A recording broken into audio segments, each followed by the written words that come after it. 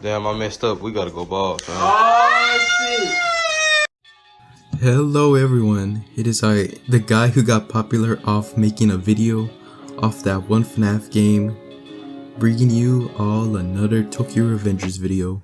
This will be the last Tokyo Revengers video I'll make for a while, for now, so if you guys haven't watched the series yet, what are you waiting for?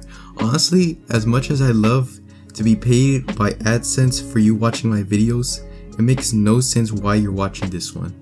Keep making the series gain more popularity because, like, trust me, it's a pretty enjoyable series. Besides that, this analysis will be split into two parts, with the first half being made for anime onlys and the other half for people who are caught up with the entire manga, all the way to chapter 222 as of this recording. It doesn't matter for the ones caught up to watch the anime only section, as it'll have more flavor to it, this analysis. So if you do end up reading the manga, basically just come back and watch that section too, because it'll like make this whole analysis make more sense, if you get what I mean. Enough rambling, let's just get straight into the video.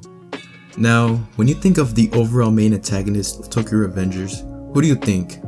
Kisaki, Hama, Kazutora, Kiyomasa, if anyone even remembers him? I had to look up his name because I honestly forgot, if I'm being honest. No, while technically yes, Kisaki is definitely the main opposing force to Takemichi in the overall plot, a story can have other opposing forces like the names I mentioned beforehand. I feel a lot of people forget that the reason why Kisaki was always able to take over Tomon is because he was able to control a certain badass kicking, flag on food loving blonde, the one and only Mikey, or Sano Manjiro. Now, to many, Mikey doesn't seem like an antagonist, especially if you've just seen the anime. But hear me out. What do most of the bad features have in common? Overall, someone close to Mikey dying.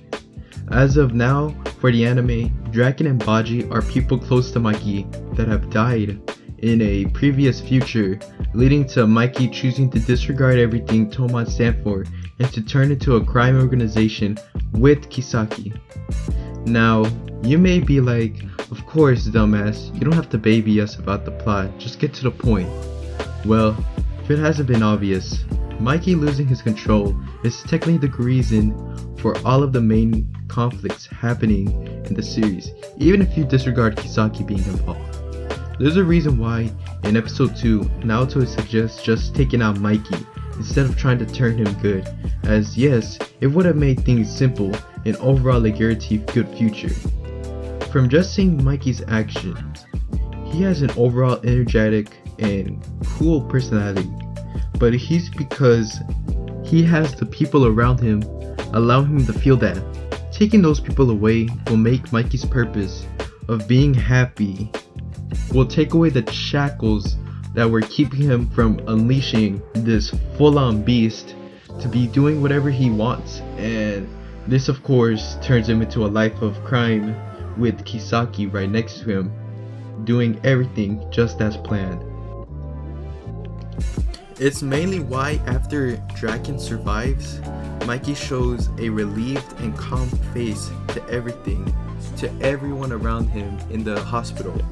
But soon after he leaves the building, Takemichi sees him crying in relief as someone close to him didn't die again. Speaking of which, the main reason why Mikey overall needs people around him to stay happy is because he's already experienced the death of someone close to him, his older brother, Shinichiro. If you saw in the episode where Kazutora gets knocked the literal crap out of him by Mikey, then you know if Takemichi or Baji didn't intervene, he would have kept punching until Kazutora literally died. Now back to the question, what makes all of this point to Mikey being the overall main antagonist? To take you back to English class, an antagonist can be defined as someone who opposes the protagonist. Overall, The protagonist and antagonist are just terms used to differentiate who is who. Mikey doesn't intentionally try to make Takemichi's life miserable. He is a character who is forced to endure many hardships that come with leading a gang. Dragon said it himself. At the end of the day, Mikey is just a 15-year-old boy. Seeing all of these things will have an impact on him, since he is still growing up. That is overall what I have to say for the anime side of the discussion. So if you aren't caught up to this point of the video, come back once you finish reading the manga, okay? Now onto the manga section. Yeah, let's just say that the amount of people close to Mikey dying increases throughout the story. Especially with the recent arc, Mikey is definitely at his most antagonistic state. This is where I overall got my idea of Mikey being the beginning antagonist of the story. Mikey's dark impulses are the main reason for everything happening in the series. It's a mental thing in his mind that's almost similar to Kazutora. If you watched my last video, you'll understand better. But the people around him help stop that from happening.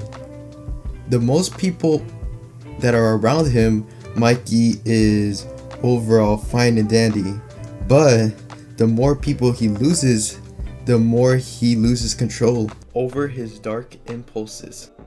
Mikey definitely opposes Takemichi on his idea of a good future. Takemichi wants a future where the people he is able to save get a happy future, while Mikey wants the same belief that everything can happen as so long as he isn't involved with it. While everyone opposes Takemichi to ignore Mikey as everything was able to be resolved, Takemichi can't live with that, not with how much pain he had to experience and witness with Mikey. When Takemichi is told not to turn at Mikey, he turns either way, with Mikey not hesitating to shoot him and literally putting a hole in him. Mikey loses the control over his dark impulses.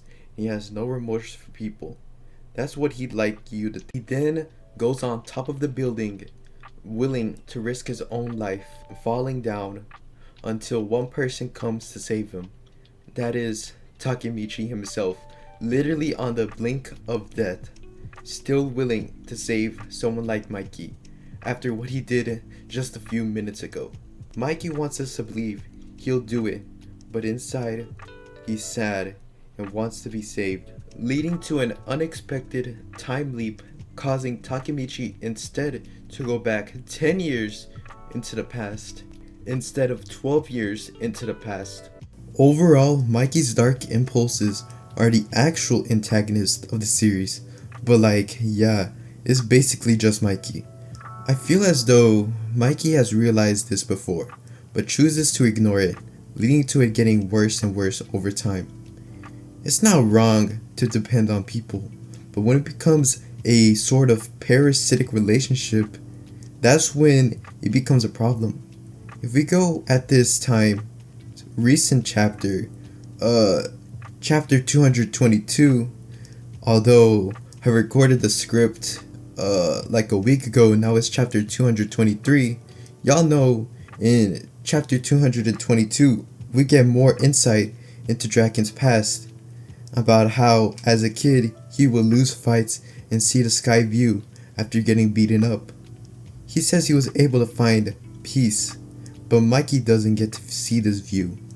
Mikey unfortunately doesn't get to see this scene, but it's always when he dies, like in the future after Black Dragon's arc.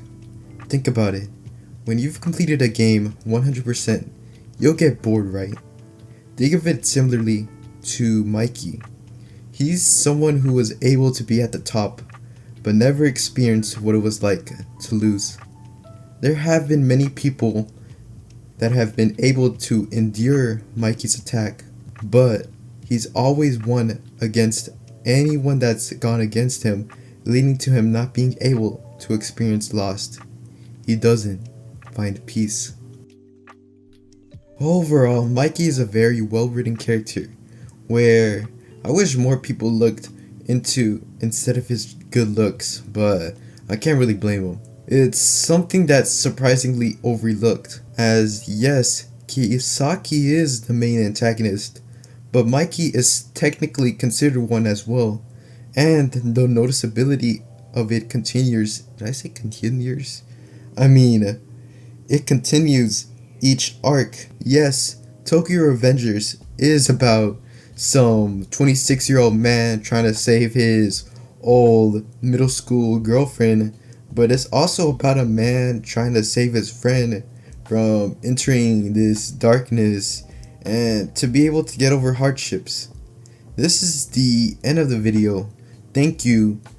Anyways, anyone who actually clicked on this video and watched through the end, I very much appreciate it. I now gotta plug in the obvious stuff like please like this video, subscribe if you haven't, share it to many people, also follow me on Instagram and Twitter for more updates, and besides that, thank you all, and now I gotta actually touch some grass and practice my grammar.